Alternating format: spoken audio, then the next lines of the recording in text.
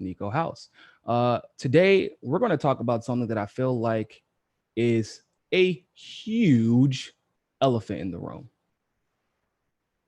The elephant in the room is election rigging. The elephant in the room is election fraud.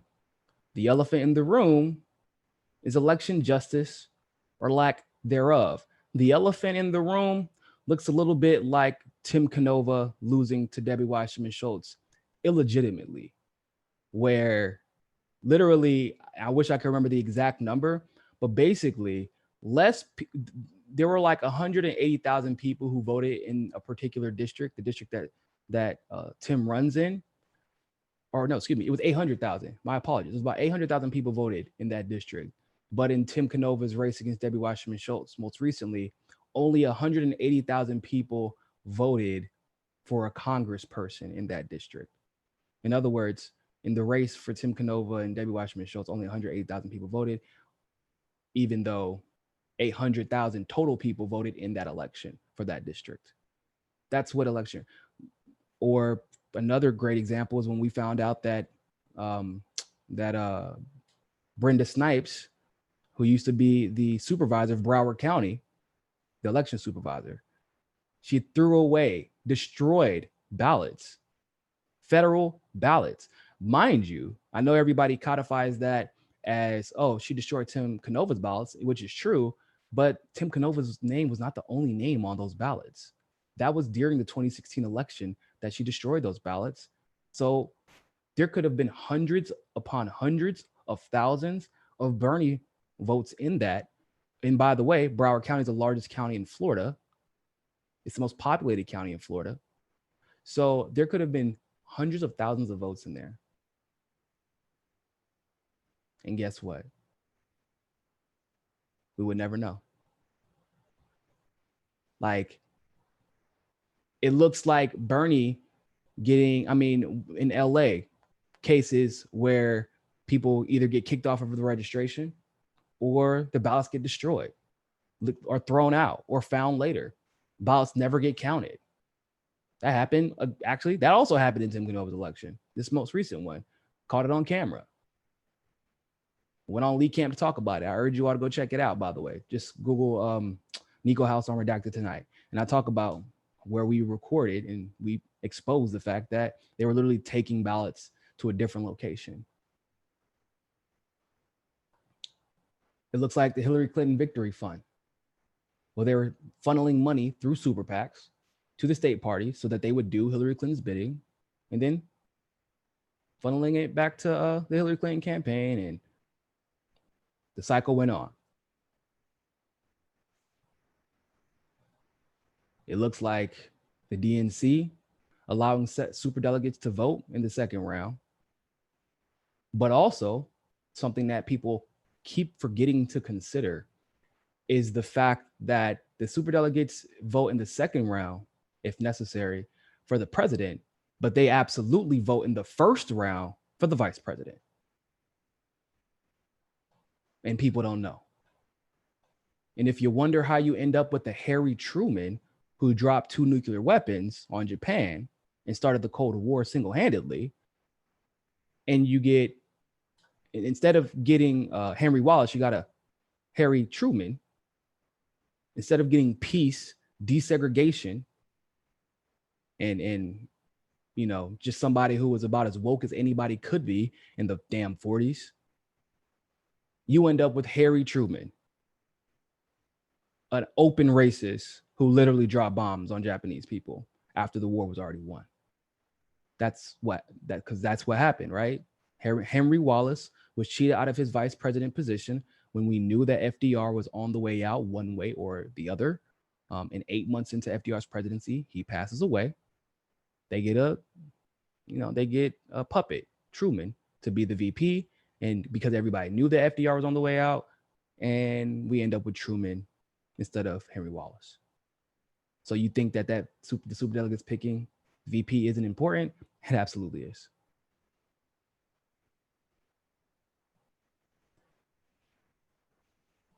What is my point in bringing up all of this?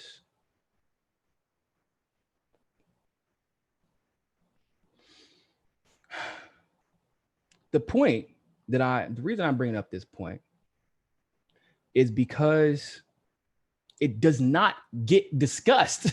I don't know how else to say it. It's almost like as a progressive movement. Obviously, election rigging is my thing. It's how most of you all, well, not most of you, but a lot of you who follow me for the last 3 years know me. It's from election rigging and the DNC fraud lawsuit and all that good stuff. But let's be honest. How many progressives talk about the realities of election rigging? How many progressives will want to blame some far off supposed threat that is the conspiracy theory of Russiagate, rather than acknowledging the rigging that we have proof of right in front of us? How are we going to ignore the fact that the lawyer representing the Democratic National Committee, the Democratic Party, literally said, we don't have to do anything that the voters want. We can select the candidate however we choose to because we're a private corporation. We're a nonprofit corporation.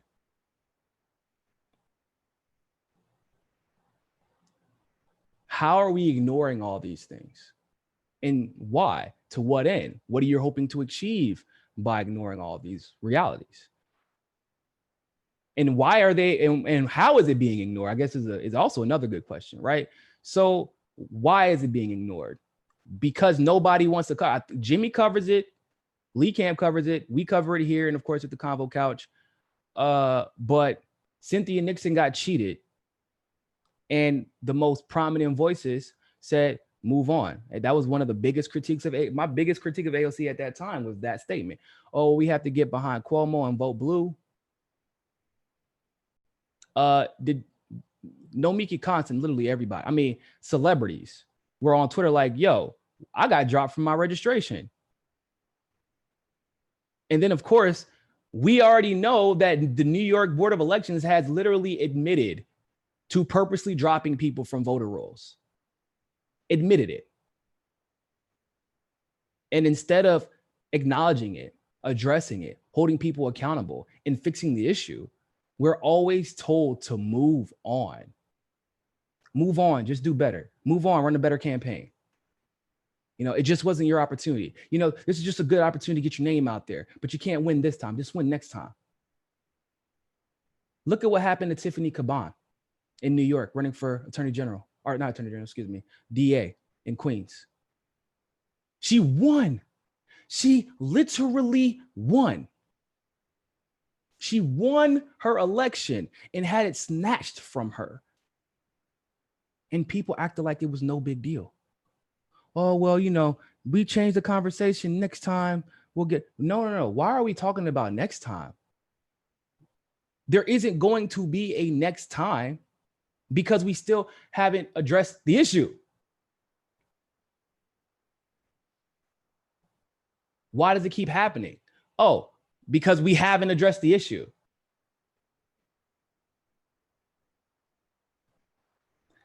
And now we're looking at Bernie Sanders, for example. We're seeing Tulsa get cheated out in the open through a rigged process once again.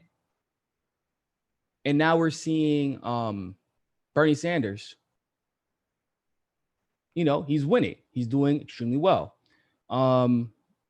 But obviously, the progressive movement is primarily comprised of mostly Bernie Sanders supporters, right? He did rejuvenate the movement. He did bring a lot of people in 2015, 2016. That's a great thing. But the problem is, and it's, you know, it's kind of inevitable, when you get that popular, when you become a rock star, you create a cult of personality and people just blindly follow you at times. And I would say 70% of Bernie supporters do blindly follow him.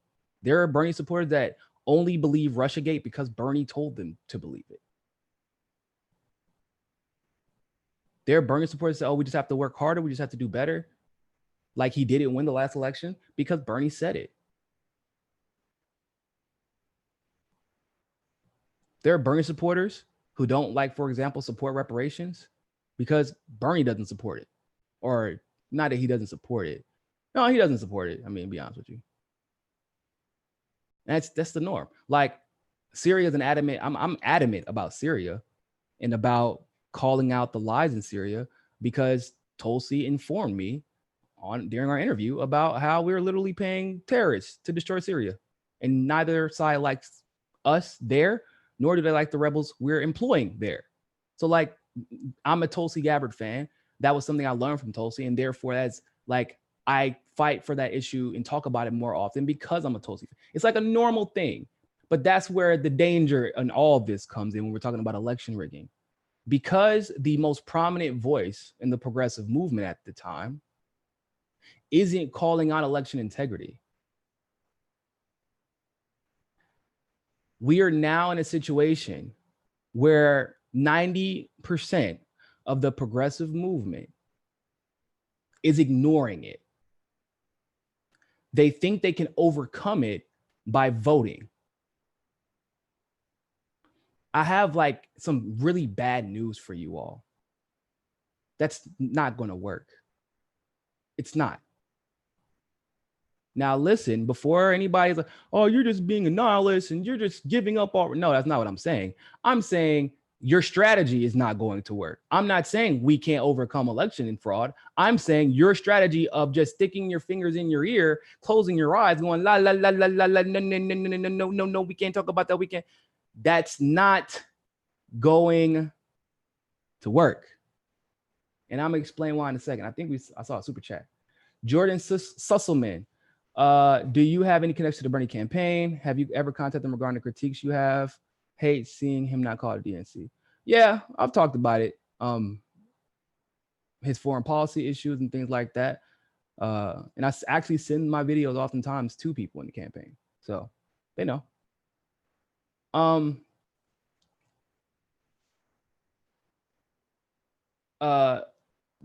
Datalore de la Terra. Bernie is trying to start a nationwide movement and has been successful. Tulsi isn't nearly as important to national politics. So let me just say, and you know what? That's a good teaching moment. Bernie has been decently successful in starting a national movement. But the fact that you think that Tulsi isn't as important to national politics is exactly the problem with everything happening right now. I just told you that election fraud is a real thing. You don't have to get it from, you don't have to get it from word of mouth. I'm the founder of the DNC fraud lawsuit. And the reason that I started the lawsuit and the reason that we're in the position that we're in, potentially about to go to discovery, where everything is about to be leaked out, is because I saw it firsthand. I literally caught people rigging the election firsthand. And that sparked the conversation that finally got it into the, people started acknowledging it and taking it a little bit more seriously. But, I didn't have that big of a platform, but at least people started acknowledging it. So the woman who introduces amazing election integrity and like legislation, amazing, not once, but twice, and was ignored, not once, but twice. She's not important to the national conversation. The woman who literally, do you know who would be president in 2020 if Tulsi didn't endorse Bernie in 2016?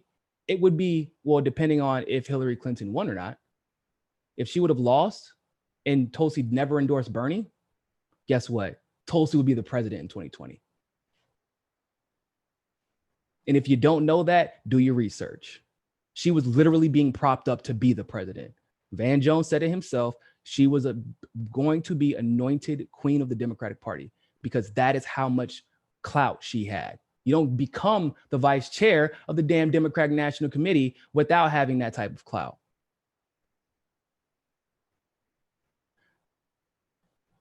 To pretend like that type of conviction, that type of integrity, and then not only that, like not only the circumstantial stuff, but like the quantitative material facts surrounding her candidacy and her as a politician.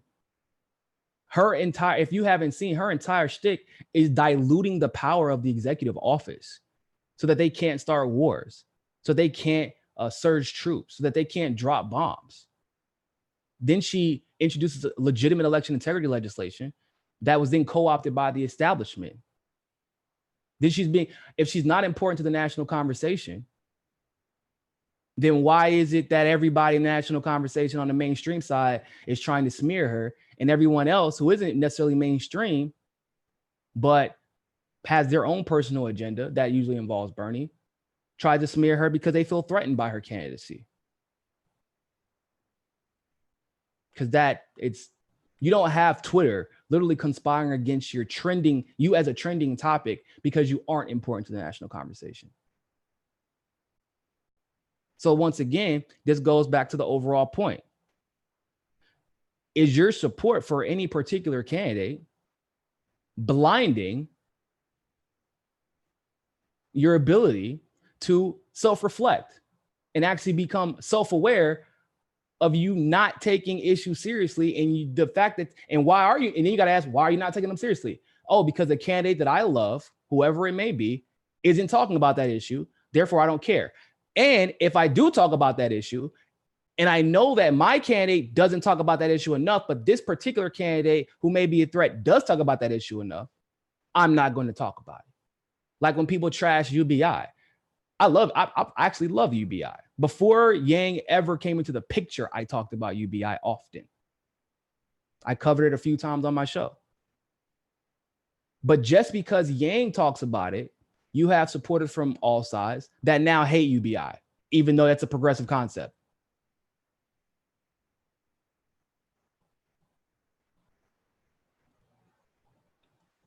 So the reason that election integrity is not being addressed in the progressive movement, not substantively anyway, is primarily because Bernie doesn't talk about it. But I don't care if Bernie doesn't talk about it. I do care, but understand what I'm saying. We are all autonomous individuals. If you were here in 2015, 2016, you're very much so aware of how the elections were rigged. It shouldn't take Bernie Sanders to make it a popular issue for you to talk about it, for you to take it seriously. The things that happened to Bernie to stop him from winning didn't change. In fact, guess what? The establishment got a green light to do it again. Why? Because when the election rigging took place, they blamed Assange, they blamed WikiLeaks, they blamed Gucci for 2.0, they blamed Russia, they blamed Putin. And unfortunately, Bernie went along with that. So at least in Bernie's case, he gave them the green light to rig it against him again. So if Bernie won't, some people think he can't speak up about it, which is fine. Like if you believe that he can't speak up for whatever reason, that's actually cool. So when are you going to speak up? You need him elected. Bernie's already successful. Bernie's already a rock star. Whether or not he wins or loses this election, Bernie is going to be all right. It is you and I who needs the progressive in office. So if Bernie isn't, or you believe he cannot speak up for election integrity, why aren't you doing it? Why aren't you we've seen that Bernie will literally react on Twitter or react in general based on what his supporters are demanding he discussed. He even made, quite honestly, some ignorant comments on Kashmir that were like super blanket generalizations at a Muslim conference because his supporters were complaining about it and talking about it on Twitter. It was the new hot button issue. He makes statements all the time based off of like feeling out what people are saying on Twitter, in social media, and in general. And he'll just say something just because he wants to continue to be part of the conversation, as he should be.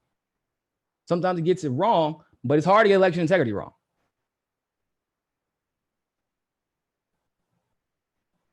So knowing this, it is up to his supporters and everybody else to constantly remind him, we didn't lose last election. We were cheated. I was at the Democrat. People were like, well, it's different this time. Why? Because look at all the support. I don't know how involved a lot of you are with the last election. It's pretty involved. I was decently involved. I was the acting state director, was literally on the ground every day in multiple ways. I was at the convention. There was not only rallies, there were multiple rallies with hundreds upon thousands of people in multiple locations. There were multiple marches, well organized and months in advance, because that is how much support he had. Bernie was filling rallies, filling stadiums and arenas up in 2015, 2016 too. Bernie was breaking fundraising records in 2015 and 2016 as well.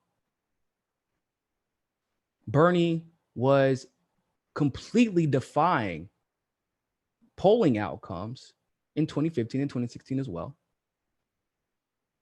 Bernie had clearly more overwhelming support than Hillary in 2015 and 2016 as well. And a fact that a lot of people don't know is that Bernie also won at the convention, not once, but twice. When they went into that room very early in the morning, they did that initial count, which, by the way, they scheduled it really early because they were hoping that the Bernie people didn't show up. All the Bernie people showed up, the Bernie delegates, but Bernie won the delegate count. Not once, but twice. And then, of course, what did the establishment say? Oh, you got to do a do-over. This wasn't the real one. Then they went and posted some ads on Craigslist and found some fake Hillary Clinton delegates. I'm not joking. This is really what happened.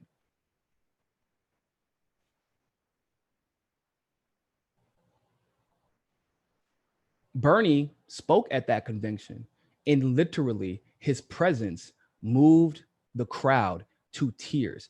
Didn't say anything, hadn't opened his mouth yet. And people were screaming, jumping out of their seats at his presence there. They had to cut off lights. They had to block the sound coming from the area, any area where Bernie's delegates were. They sent the cops on people outside because of how riled up people were and how many of us were out there.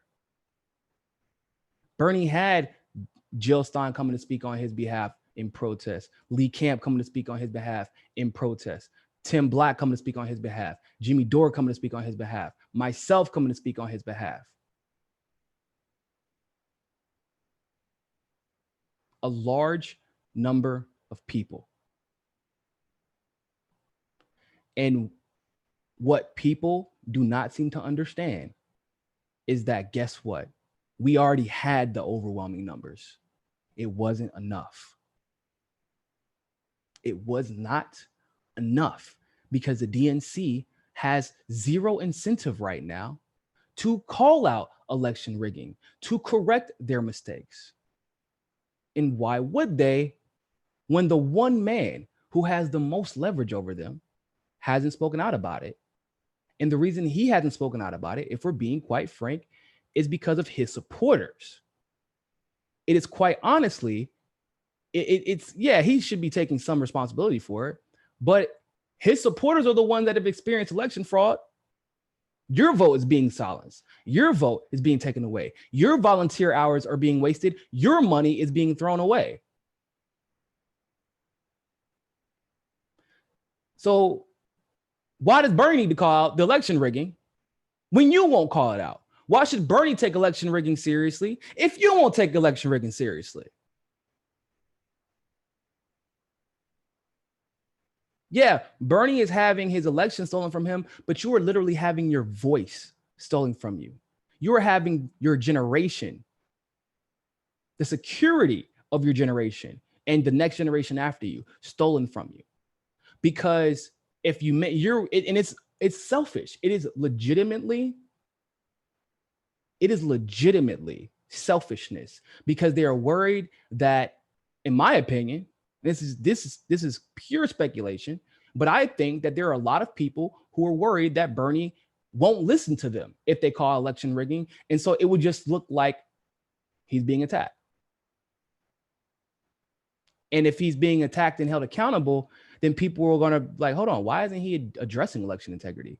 And then they start, well, how are we going to win if we don't address this? And then people, they're worried that somebody's going to look for somebody who's going to address election integrity because Bernie won't do it. That's what people are worried about. But that fear that you're going to lose supporters is exactly how you push people left. Come on.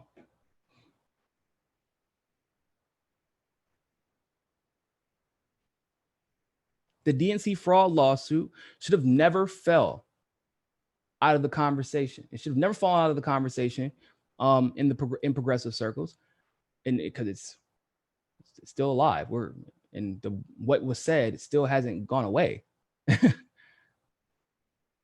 Tim Canova and what happened to him against Debbie Wasserman Schultz should have never fallen out of the conversation. And the narrative about what happened in 2016 that is being perpetuated, that there just wasn't enough done, that Bernie's name recognition just wasn't enough. That narrative is fallacious. There are literally, I'm not exaggerating, millionaires on YouTube that were created because of Bernie's movement. That's how popular he was. Obviously, lawsuits, class action lawsuits, because of how much he motivated people and inspired people to fight for justice and truth.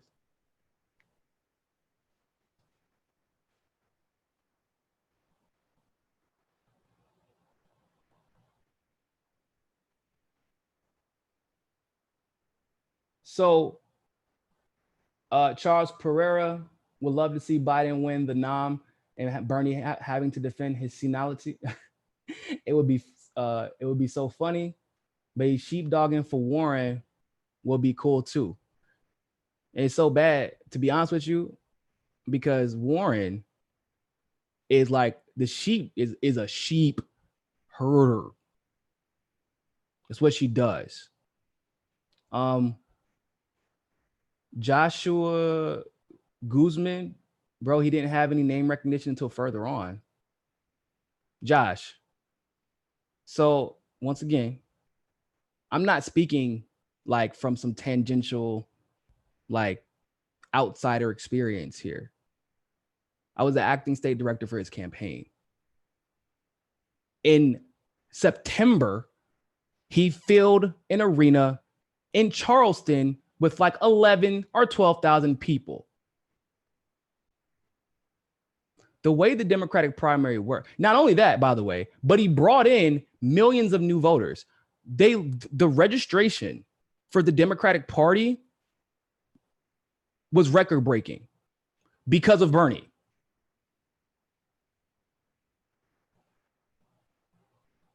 It wasn't later on. The people, especially in the first part of the elections, like that, by the time the elections had started, and when Bernie hit Hillary, like, I mean, out of nowhere, the man had like a 5% chance of winning in Iowa, and he gets 49% of the votes or of the delegates. It was on from there. And that popularity, the reason that he was able to do so well in Iowa was because his name recognition was much higher than what the mainstream was trying to pretend. That was part of the narrative. Oh, he just didn't have enough name recognition. He didn't have enough name recognition. No, he had it. It was there already. I saw it on the ground. Not only did he have the name recognition, more importantly, he had the organization. Manny, Bernie can't speak out. The DNC declared that he's not a Democrat, thus not eligible for. Okay, so this is why he toes the line. People forgot the DNC made that rule. I didn't forget the DNC made that rule. But they can declare him not a Democrat anyway. And if he can't speak out and he gets cheated, what was the point of not speaking out again?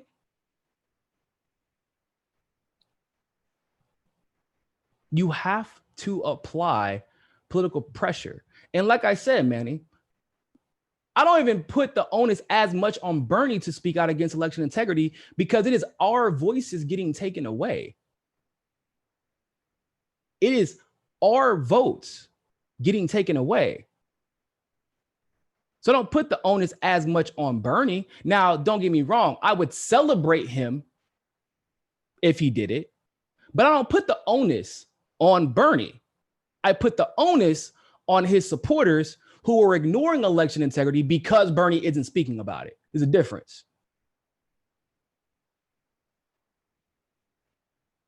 If Bernie wants to speak about it, I'm fine with it. That would be fantastic. If he doesn't want to speak about it and he wants his supporters to take care of that particular battle, I'm good with that. But the supporters actually have to fight. Right now, there are not enough people. There are too many people trying to ride the wave. Yeah, look at me. We're winning this thing. Yeah, Bernie's number one. Look at how popular. Did you see that Joe Rogan interview? It got 8 million views. Like, I know, guys. I was a quote unquote Bernie bro. I know. I'm aware. I've been aware of just how popular Bernie is for quite some time. I know he's popular. A lot of people are just not figuring out how popular he really was and is. That's all well and good. But you don't want to become a bandwagon fan and then end up like the Golden State Warriors losing to LeBron in Game 7. Or Golden State Warriors losing to Kawhi. Like, you cannot, just because you just like riding the bandwagon isn't enough. And there are way too many bandwagon Bernie supporters. And I'm a Bernie supporter. I endorse Tulsi because her politics, addressing substantively election integrity, addressing not only foreign policy, but the root causes of a lot of the issues that we deal with when it comes to foreign policy. Like those things stand out to me. And that's why I endorsed her. But that doesn't mean I don't support Bernie. It doesn't mean I don't want him to win. I'm fine with either Tulsi or Bernie winning. That's why I get so irritated when I see bandwagon fans come on and try and fucking preach to me like, oh, you know, Bernie can't do. Don't tell me what Bernie can't do, bro. You just started watching Bernie like 4 or 5 months ago, maybe a year ago for some people. Don't tell me what he can and can't do and what the results will be, what the DNC would do. I think I know how the DNC operates.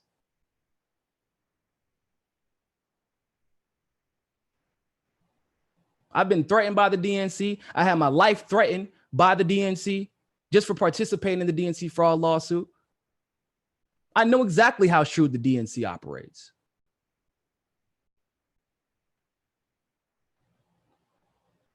But that doesn't mean that you can't talk about election integrity. Because if you don't talk about it, Bernie is not going to win. That's what people have not made the you're just, it's a hot button issue. You're just focusing, it's a single issue. Bruh, if you don't talk about election integrity, your candidate, none of our candidates are going to win. I don't give a damn if it's Tulsi, Bernie, even Andrew Yang or Marianne Williamson. You don't talk about election integrity, nobody wins. Oh, no, somebody wins, the establishment. And then when they inevitably lose the election again, we're going to have to listen to Russia.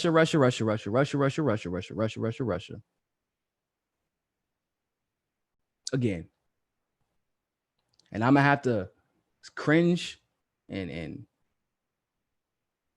be pissed for another 3 months while I have to look at somebody who I greatly respect walk around campaigning for who the Democratic nominee is, like he did with Hillary, because we didn't call out election fraud. Now, you have to apply political pressure.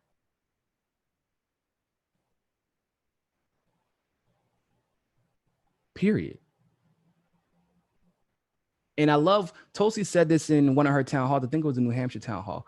She was like, people have no idea how much calling your congressman or your senator's office changes the outcome. Because it's not that like, it's not that you as a caller or that one email, you know, is that important. What they're worried about is that one too many calls get through, one too many emails get through, and that lets them know, oh crap, okay, way more people are looking at my vote. Way more people are observing what I do and do not advocate for than I originally thought. So I have to make sure that I don't even leave this up to chance. I could get away with it, but I could also end up being on the front page of my state's, you know, popular newspaper. And she was talking, that, and I agree with her. I've seen it happen my damn self.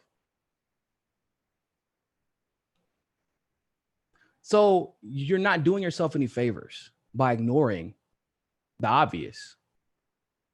The DNC has shown that they will respond to pressure, but you can't try and pressure them. It's like how I feel about voting. When somebody says, well, who are you going to vote for then? If you don't want to vote for X, Y, and Z, you don't want to vote Democrat, Republican. I'm going to organize.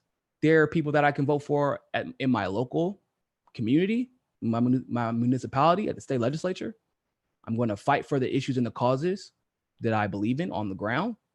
And then because of the advocacy by a large group of people and them growing awareness about these issues, the candidates know what issues are popular and which issues are important to tackle, and they will run on those issues, and then I will have a candidate to vote for, hopefully.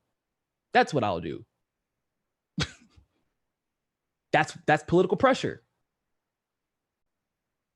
So if you start if you make the DNC aware right now,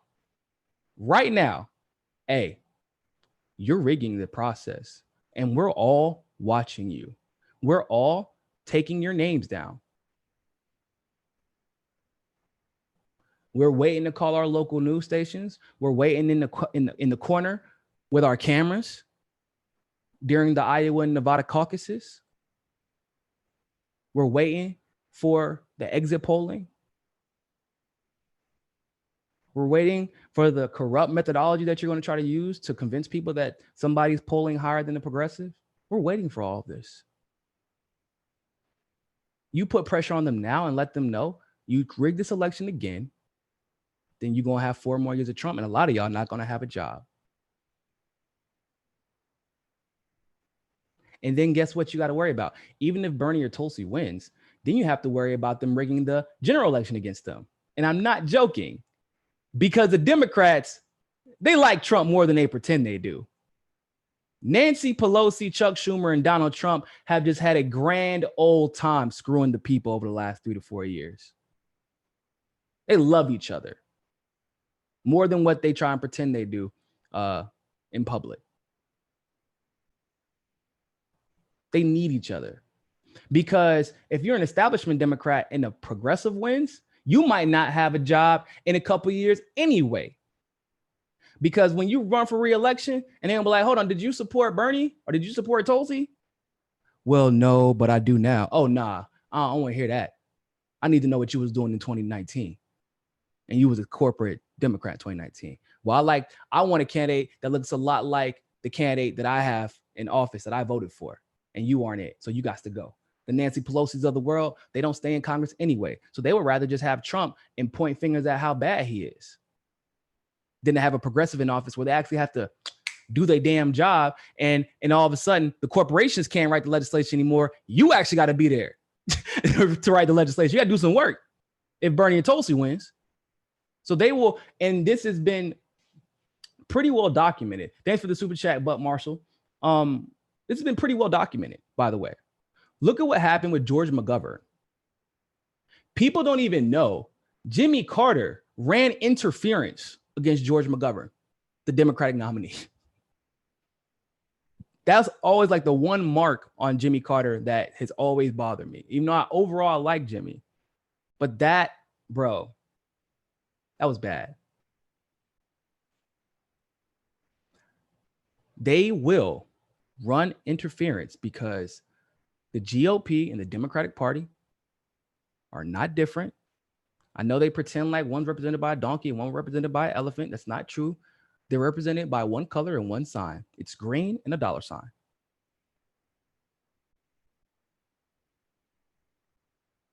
And a person like Bernie, a person like Tulsi, messes all of that process up.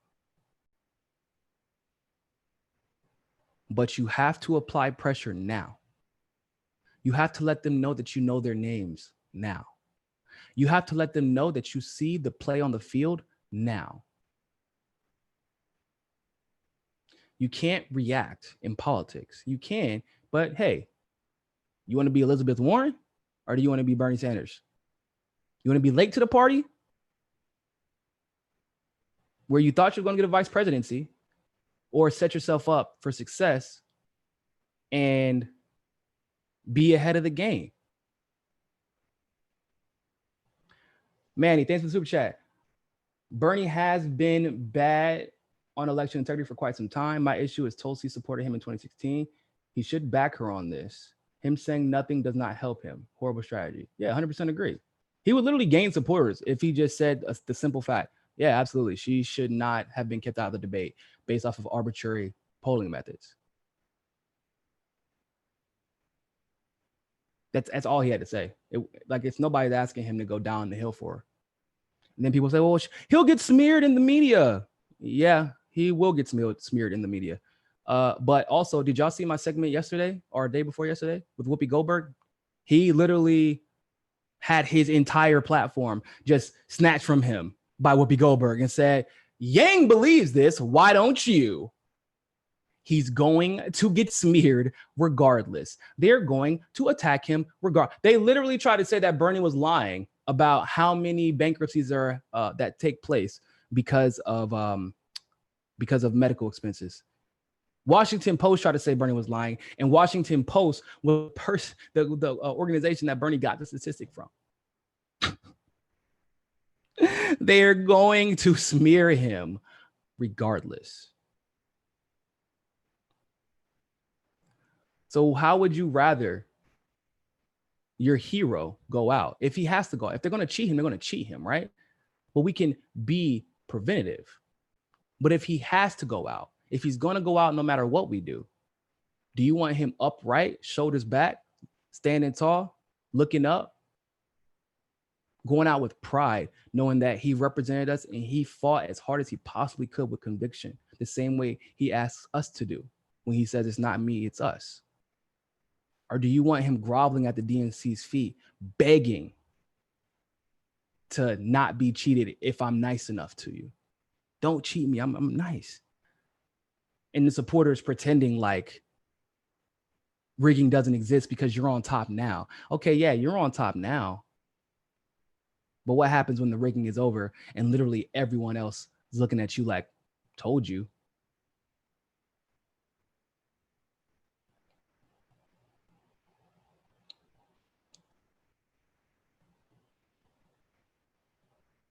You on top, but you that high for that long, you're looking for a long fall. And some of y'all are out here falling without a parachute because you're trying to smear and attack every progressive ally that isn't Bernie just because a supporter calls Bernie out on something legitimate. Because it's your bandwagon.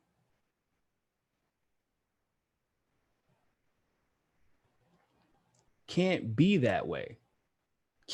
You can't be a bandwagon supporter, bro. I'm like that with sports and everything, right? I'm just because I know what it leads to. I know what it looks like. You're just irrational. It's like the irrational bandwagon supporters that were supporting the Miami Heat, for example, whenever LeBron came in 2010.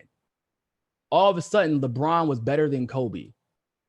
It's like, bruh, he got one ring at the time, and by the way, he lost to the Mavericks the first time and came back, got a ring, and they were like, oh man, he's clearly better than Kobe. People forget that before Kobe got injured, it was literally a joke to ever think that LeBron could be better than Kobe skill-wise.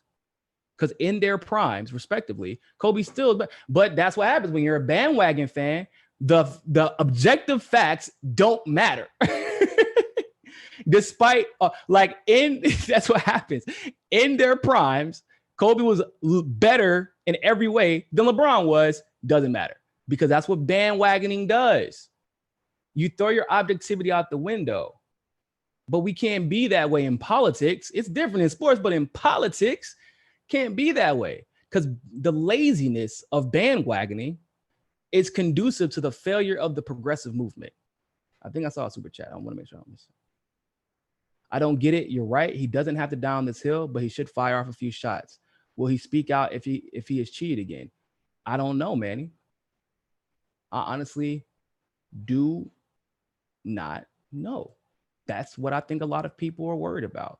And it's weird because I hear a lot of people bring up Tulsi whenever we say, man, he should really speak out against this rigging. Oh, why? Because he doesn't speak up about Tulsi. Tulsi's polling at 3%. Why he got to speak up about her? He's going to kill. I'm like, whoa, what? Relax.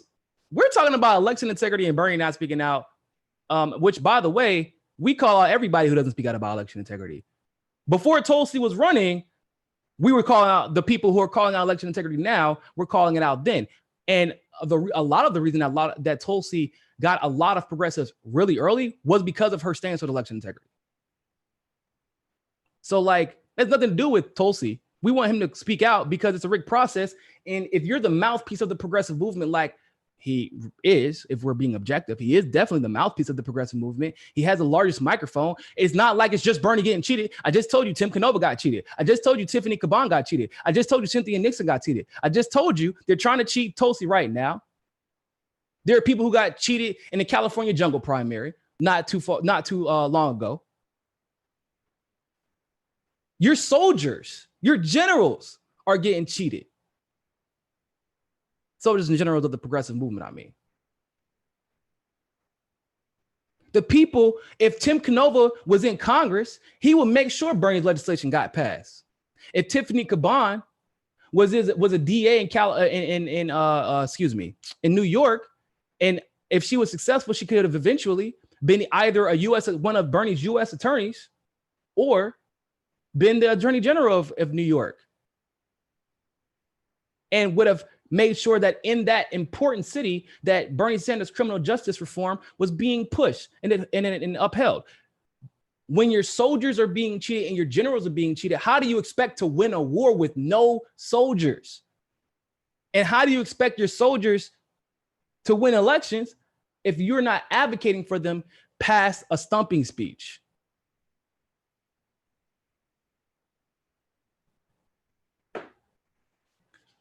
Buck Marshall, thanks for the super chat.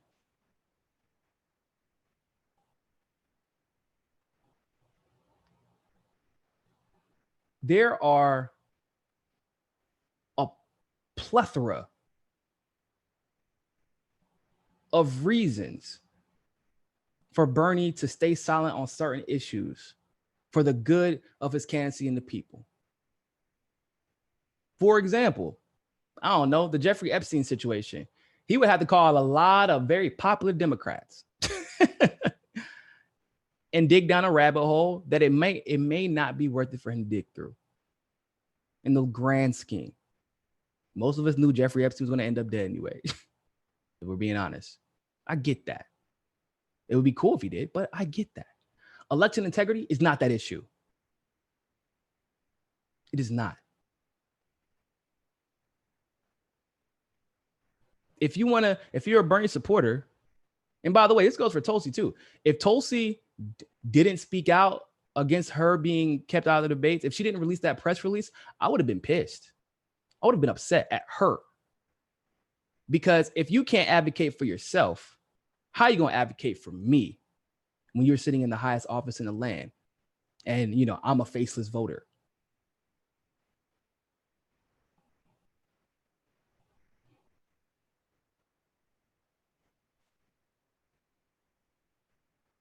I want to continue. Y'all know me. I'm a pretty objective person. People don't like the objectivity, to be completely honest with you. But I am. I celebrate Bernie as often, if not more often, than a lot of people who only exclusively endorse or cover Bernie.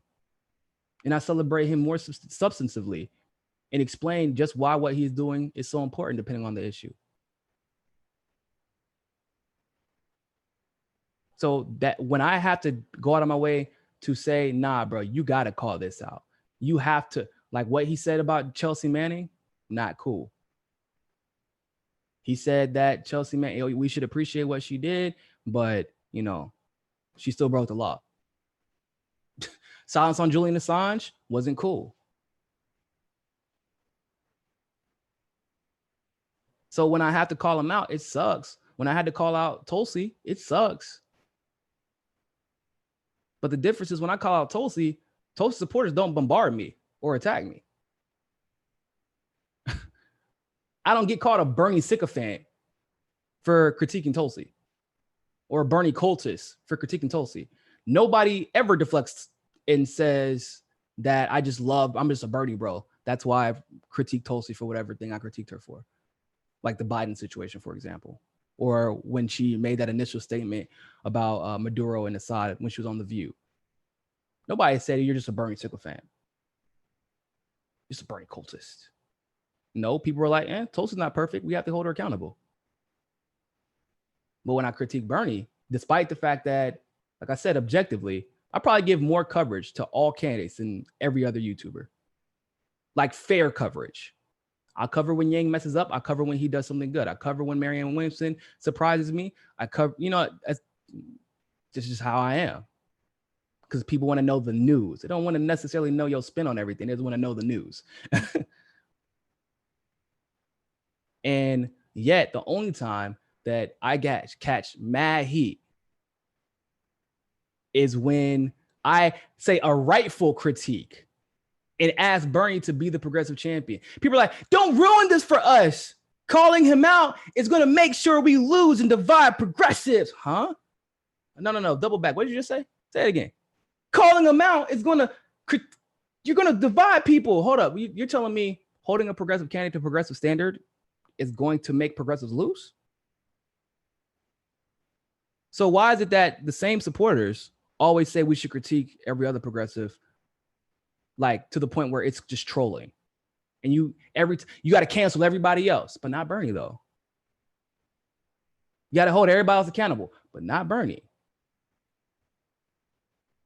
And that type of mindset, when it comes to election integrity specifically, is going to make Bernie lose. People do not get that. Like, I don't know how else to put that. If Tulsi is inevitably cheated and Bernie has a fighting chance, I want Bernie to win. What we are seeing is not conducive to winning. If Tulsi dropped out the race today, you're going to still hear me screaming about election fraud from the rooftops because it hasn't been fixed, because it hasn't been addressed. How many people covered the fact that the United States Congress, while Tulsi was prepping for the debates in Miami, plagiarized the concept of Tulsi's legitimate election integrity legislation, literally conspired behind her back to introduce new disastrous election integrity legislation that would have made the situation worse, not better, behind her back while she was gone? How many people covered that? We covered it. The CONVO couch covered it. We covered it. The CONVO couch covered it. And so now everyone is pushing this corrupt piece of election integrity legislation that Amy fucking Klobuchar put together, that would put the power in the hands of the dominant state party and give these Congress people a bunch of pork barrel. And it gives a monopoly to corporations to exclusively provide the voting machines in the United States. It doesn't do anything about paper ballots. The auditing process will be determined by whoever is the dominating state party at the time. And yet people are calling Mitch McConnell Moscow Mitch because he won't support this. Mitch wasn't going to support any election integrity legislation because the Democrats introduced it. But like, this is not the way to attack Mitch McConnell. And guess how many people have actually looked into that legislation? Like, why? I do not get it.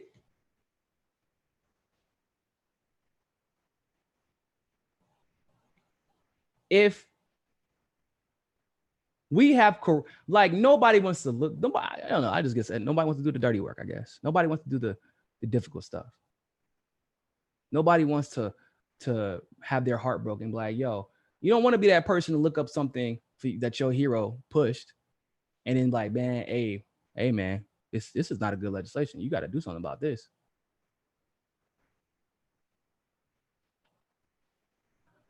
That legislation is the legislation that the media is using to attack Mitch McConnell is flawed.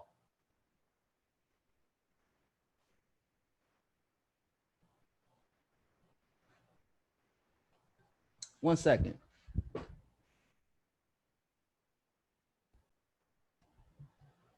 Oh, give me a sec. We're gonna finish up here, people. If you're still listening to me, I'm gonna finish up here. My camera died, so. But I appreciate you all tuning in. Make sure you share this video, like it, and if you have not yet, you can contribute to our GoFundMe to improve the studio by clicking on the link in the description. We are significantly closer to our goal than we were 3 days ago. And I greatly appreciate for all of you who have already helped contribute. So go shout from the rooftops about election integrity. And remember, more than anything else, people, find your balance. Okay, please, for the love of God. Peace.